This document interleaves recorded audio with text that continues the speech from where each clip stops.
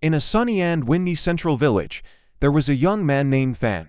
Orphaned from a young age, living with a sick mother, so poor that his meals consisted only of wild vegetables. After finishing 9th grade, Fan dropped out of school, worked as a construction worker, harvested rice for hire, and caught snails in the fields to support his mother. His mother passed away, leaving Fan a small plot of land, what people called dead land. But Fan refused to give up. He had a dream, to make this land bloom. He read books, studied online, and began to improve the field, shovel in loads of manure, lining each row with grass. Fan's first attempts were heartbreaking. He planted morning glory. They wilted before noon, tried tomatoes, the vines rotted. Even grass refused to grow strong on that cursed land. Villagers watched him with pity. Some shook their heads, others whispered, "That land's been dead for years. He's just wasting time," but Fan didn't flinch. Every morning before sunrise, he was already out on the field. He experimented constantly, digging deeper furrows, rotating crops, making his own compost from leaves and kitchen scraps. He carried buckets of water on a bamboo yoke across the hot fields, barefoot, sunburned, hands blistered. Sometimes, he skipped meals to buy a few kilos of cow manure or a book on organic farming from a second-hand stall. There were nights he cried alone, not from pain, but from exhaustion and doubt. But each time he thought of giving up, he remembered his mother's voice. "If the land is tough, you just have to be tougher." And so, he got back up, again and again. Because sometimes, success doesn't grow overnight. It grows one failure, one sunrise, one broken dream at a time. Then came the 4th year. No one expected anything anymore. Not even Tom, but the land, had finally listened. The soil, once dry and gray, now smelled of life, rich, dark, breathing. The seeds he planted, cucumbers, basil, cherry tomatoes, sprang up strong.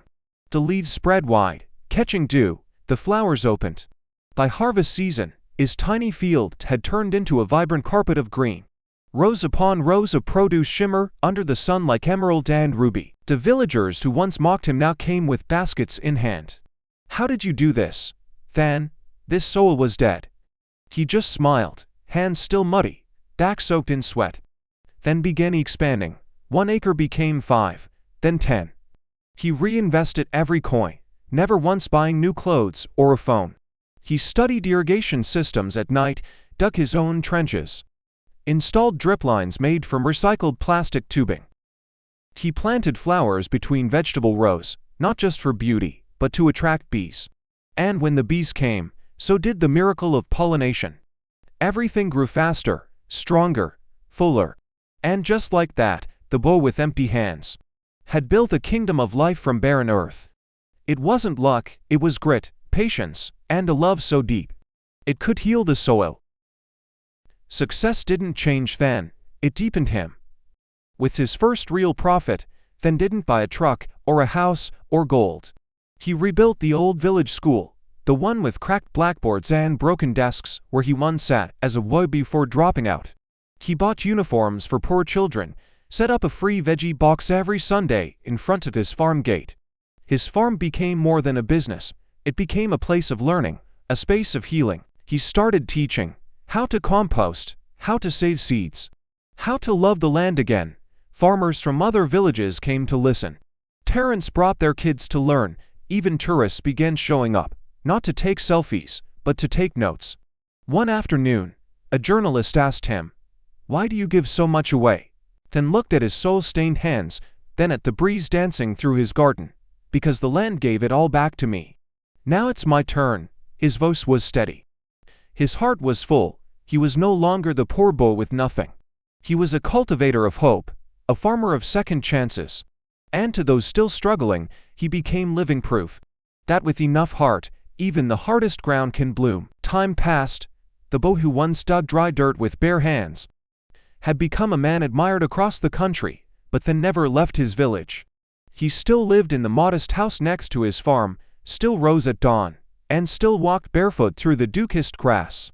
What changed was what grew behind him, a whole generation of young farmers, a school for sustainable agriculture, a movement that said, "Back to the land, forward with love." One day, a reporter asked. Than, you never left this place, never chased fame or wealth.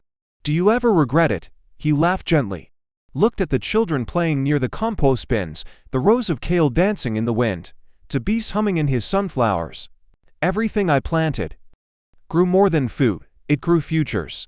And he was right. His story became legend, not because it was flashy, but because it was real. It reminded people that miracles don't need magic. They just need time, care, and someone who refuses to give up. Legacy isn't measured in money or buildings. It's measured in lives touched, seeds planted, and dreams passed on. And Than, the farmer with nothing, left behind everything that truly matters. If this story touched your heart, if you believe that greatness can rise from nothing but hard work and hope, please consider subscribing to this channel for more stories of quiet strength, resilience, and inspiration. Don't forget to turn on the notification bell, so each night, a gentle story finds its way to you. Because maybe, just maybe, your story will be the next one we tell.